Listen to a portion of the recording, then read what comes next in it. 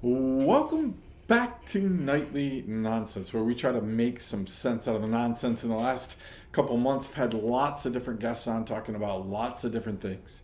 But I want to, as we go into a new year, right, get ready for a new year, I want to challenge you with a thought that comes from one of my favorite stories in the Old Testament, which is the story of Josiah, right?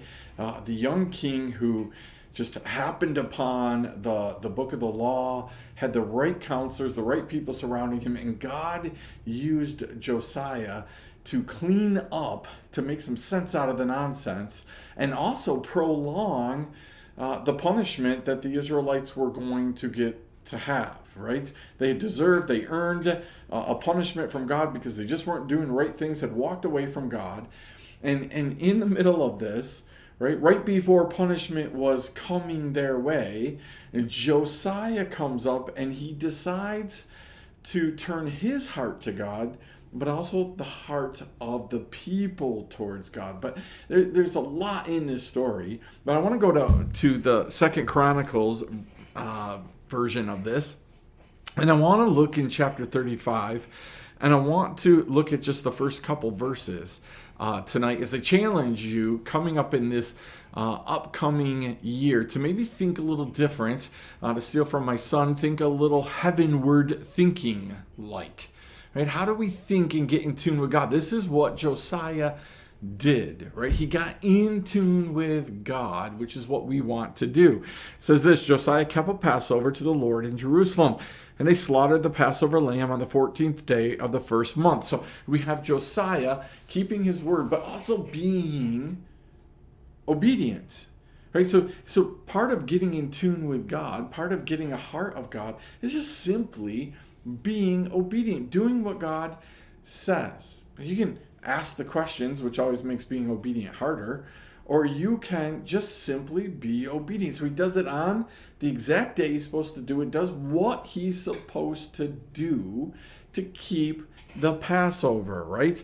And then verse 2, it says, he appointed the priest to their offices and encouraged them in the service of the house of the Lord. That's the part that I want to focus on tonight for just a few minutes. Encouragement is such an important thing, right? And again, we tend to think of encouragement cards, encouragement letters, encouragement gifts as like, hey, I recognize that you're doing right things, and so I want to encourage you in that doing right things. And certainly that is part of it, right? But the whole problem with that is it's all about, if you do right things, then I'll encourage you. If I think you're doing right things, then I'll encourage you. But it's all about me, right?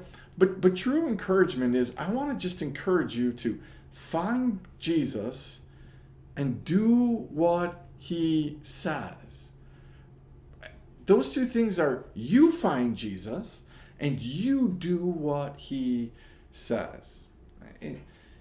Most of the time, it's all about, I'll help you find Jesus, and then I'll tell you what Jesus wants you to do. Do Jesus, be Jesus according to me. It's not. Right? This is according to what God had prescribed. His word, his laws, his instruction. Josiah was to keep that. And then look at what happens. It's not the priests telling Josiah, hey, you need to do this.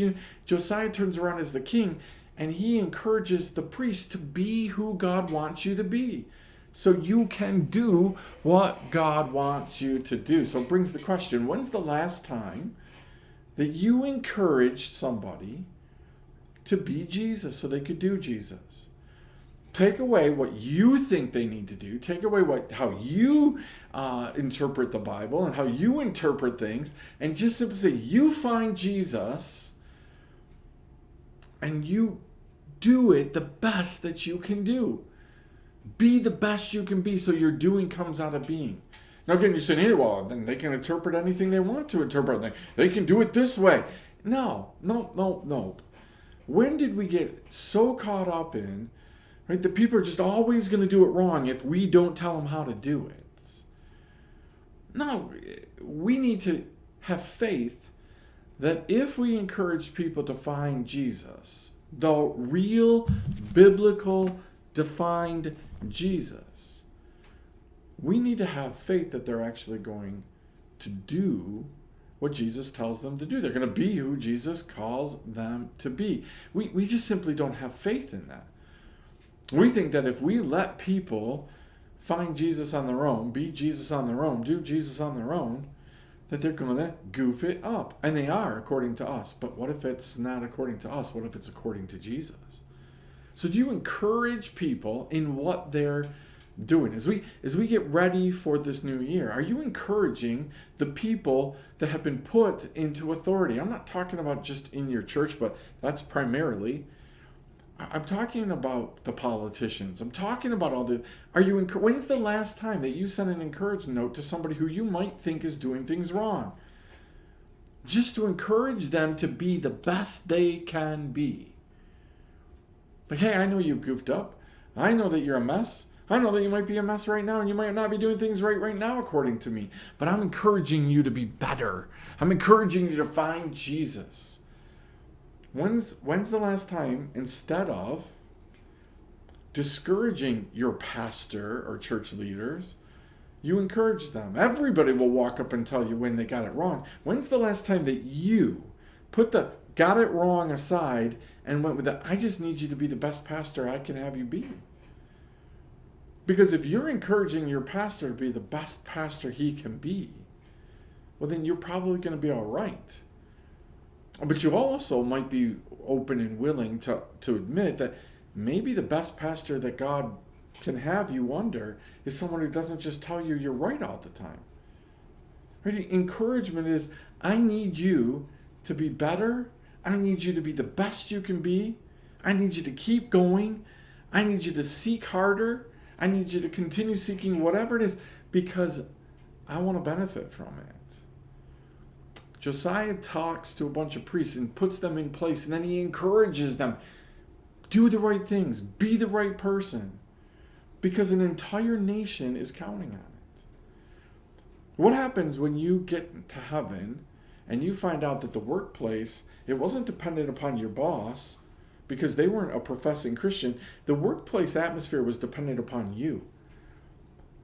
That God calls you to be an encouragement to other people.